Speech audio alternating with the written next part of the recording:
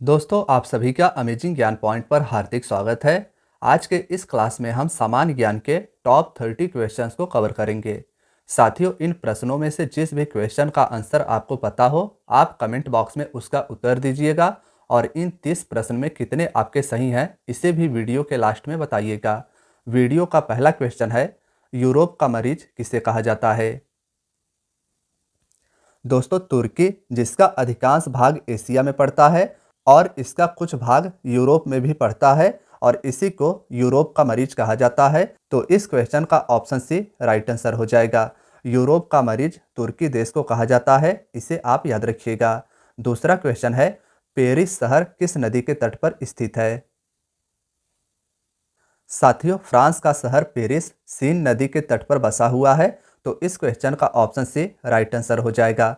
याद रखिएगा कि पेरिस शहर जो फ्रांस की राजधानी है, यह सीन नदी के तट पर बसा हुआ है।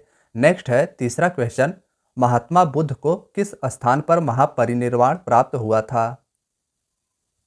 साथियों, महात्मा बुद्ध जी का महापरिनिर्वाण यानी मृत्यु कुशीनारा, जिसे अब कुशीनगर कहते हैं, यही उत्तर प्रदेश में हुआ था।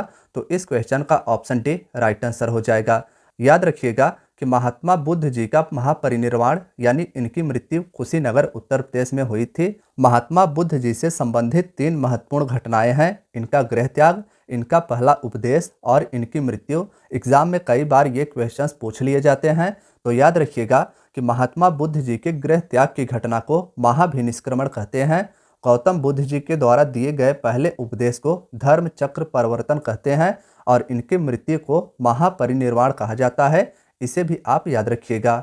नेक्स्ट है चौथा क्वेश्चन, जैन धर्म की पहली संगीत कहाँ हुई थी?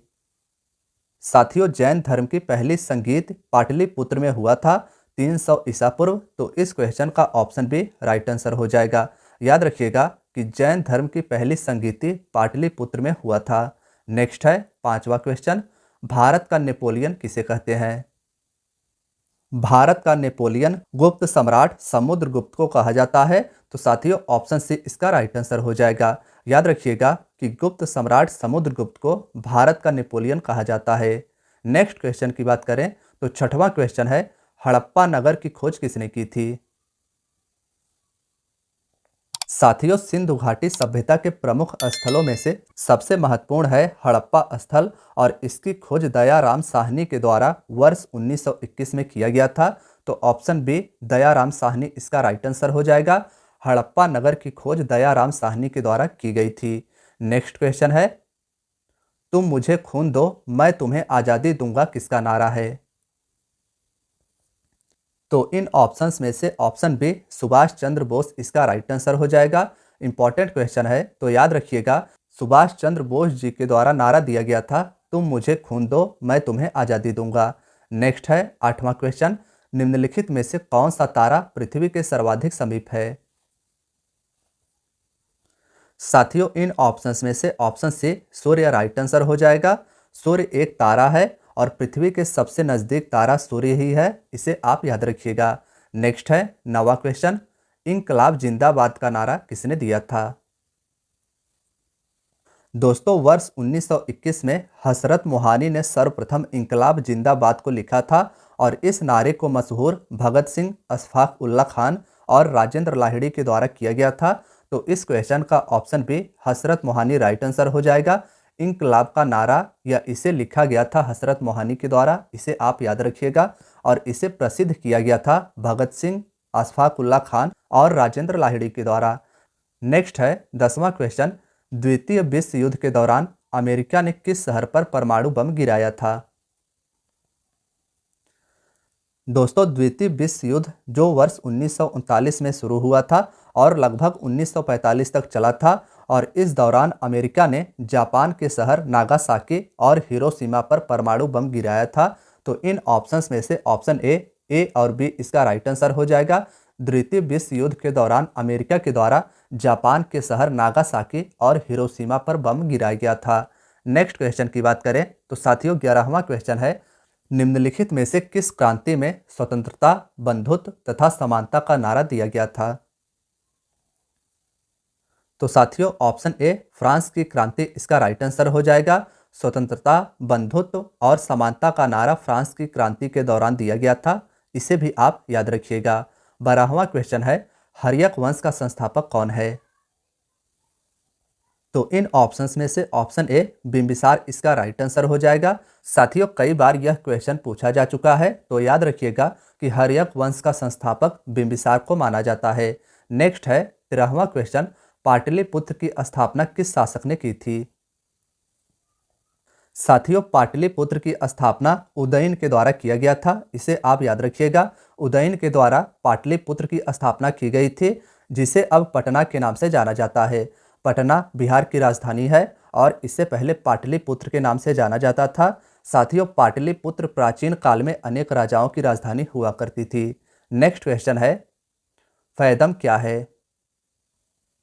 दोस्तों, एक फैदम बराबर 6 फीट होता है, यानी 6 फीट बराबर एक फैदम। और फैदम का उपयोग पानी की गहराई मापने के लिए किया जाता है। तो फैदम एक मेजरमेंट है, इसे आप याद रखिएगा। इस क्वेश्चन का ऑप्शन डी राइट आंसर हो जाएगा। फैदम एक मेजरमेंट है जिसके द्वारा पानी की गहराई को मापा जाता है। नेक्स्ट है 15वां क्वेश्चन, इक्ता प्रणाली पहली बार कब लागू की गई थी? साथियों, अगर वीडियो पसंद आ रही हो तो अपने दोस्तों के साथ वीडियो को शेयर अवश्य कीजिएगा। हम बात करें अगर इस क्वेश्चन की, तो इक्ता प्रणाली को सर्वप्रथम इल्तुतमिश के द्वारा लागू किया गया था। इक्ता प्रणाली के अंतर्गत जो क्षेत्र राजधानी से दूर थे, उन्हें धन के बदले वेतन के रूप में भूमि प्रदान किया जाता था। तो इन ऑप्शंस में से ऑप्शन बी इल्तुतमिश इसका राइट आंसर हो जाएगा। इक्ता प्रणाली को पहली बार इल्तुतमिश के द्वारा लागू किया गया था। जो क्षेत्र राजधानी से दूर थे, उन्हें धन के बदले वेतन के रूप में इक्ता प्रणाली के तहत भूमि प्रदान किया जाता था। नेक्स्ट है 16वां क्वेश्चन, अशोक ने किस बौद्ध संत से प्रभावित होकर बौद्ध धर्म को अपनाया था? तो साथियों, उपगुप्त नामक बौद्ध भिक्षु ने अशोक धर्म को बौद्ध धर्म की दीक्षा दी थी और इसी से प्रभावित होकर बौद्ध धर्म को अशोक ने अपनाया था। तो इन ऑप्शंस में से option A Upagupta right answer हो जाएगा। अशोक ने उपगुप्त नामक बौद्ध भिक्षु से प्रभावित होकर बौद्ध धर्म को अपनाया था। नेक्स्ट है, सूर्य के चारों ओर घूमने वाले खगोलीय पिंड क्या कहलाते हैं? तो साथियों, इन ऑप्शंस में से ऑप्शन ए ग्रह इसका राइट आंसर हो जाएगा। सूर्य के चारों ओर परिक्रमा करने वाले खगोलीय पिंड को ग्रह कहते हैं और वर्तमान में ग्रहों की संख्या 8 है। इसे भी आप याद रखिएगा। 18वां क्वेश्चन है, मोहम्मद बिन कासिम ने भारत पर आक्रमण कब किया था? तो ऑप्शन ए 712 ईस्वी इसका राइट आंसर हो जाएगा। मोहम्मद बिन कासिम के द्वारा भारत पर पहली बार आक्रमण 712 ईस्वी में किया गया था और यह अरब से आया हुआ एक आक्रमणकारी था। नेक्स्ट क्वेश्चन है 19वां, लोदी वंश का संस्थापक कौन था? तो दोस्तों, इन ऑप्शंस में से option B Bahlol Lodi right answer हो जाएगा। इसे आप याद रखिएगा। लोदी वंश का संस्थापक बहलोल लोदी को माना जाता है। नेक्स्ट है, खानवा का युद्ध में बाबर ने किसके साथ लड़ा था? साथियों, 1527 में राणा सांगा और बाबर के मध्य खानवा का युद्ध हुआ था। तो इन ऑप्शंस में से ऑप्शन सी राणा सांगा राइट आंसर हो जाएगा। खानवा का युद्ध बाबर और राणा सांगा के मध्य 1527 ईस्वी में लड़ा गया था। 21वां क्वेश्चन है साथियों कि किस मुगल शासक को जिंदा पीर कहा जाता है? तो इन ऑप्शंस में से ऑप्शन सी औरंगजेब इसका राइट आंसर हो जाएगा। इसे आप याद रखिएगा। औरंगजेब को जिंदा पीर के नाम से जाना जाता है। नेक्स्ट है, पानीपत का प्रथम युद्ध कब हुआ था?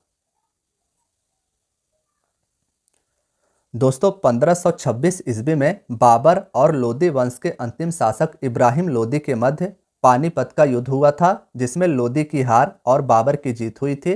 तो इन ऑप्शंस में से ऑप्शन ए 1526 इसका राइट आंसर हो जाएगा। लोदी वंश का अंतिम शासक था इब्राहिम लोदी। इसके और बाबर के मध्य 1526 में पानीपत का प्रथम युद्ध हुआ था। इसे आप याद रखिएगा। नेक्स्ट क्वेश्चन है, सौर मंडल की खोज किसने की थी? तो साथियों, इन ऑप्शंस में से ऑप्शन ए निकोलस कॉपरनिकस इसका राइट आंसर हो जाएगा। सोलर सिस्टम यानी सौर मंडल की खोज सर्वप्रथम निकोलस कॉपरनिकस के द्वारा किया गया था। नेक्स्ट है 24वां क्वेश्चन, इंसुलिन की खोज किसने की थी?